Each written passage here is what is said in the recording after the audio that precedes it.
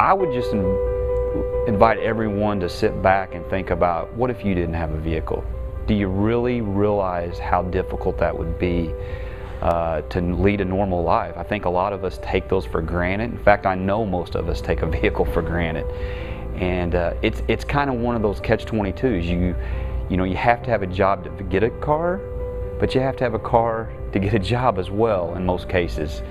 And sometimes people just need just that little help to get them going and put them on the right track. When we rehab a vehicle, no two vehicles are ever going to be the exact same. No two cars are going to come in the exact same condition. They're always going to have different things that need to be done to them. Sometimes that's going to be cosmetically, sometimes that's going to be mechanically, sometimes there's going to be things that are safety related that we need to make sure the car has completely redone before, you know, we're going to give it to an individual. It was donated to us by a couple here locally. We took the vehicle in, did a mechanical and safety evaluation. It needed a few things, tires, brakes, a new timing belt.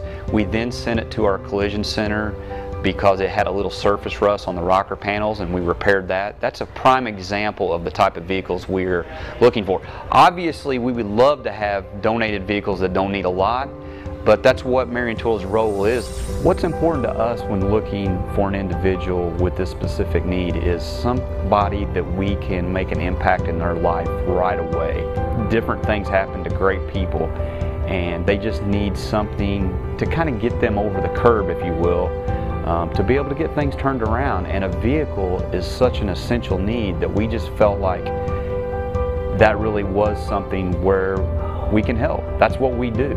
You know, there's several ways that people can help us with Project Car.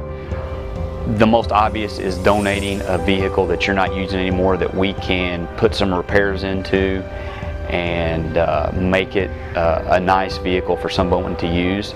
A second way would be if you feel like you have a vehicle that's not even worthy of fixing, we might be able to take that as a donation and sell it for scrap. It might not bring a lot of money, but it would be certainly funds that we could use to rehabilitate another vehicle that's going to take a little bit more than we expected. The third way that you could help Project Car is just simply a cash donation.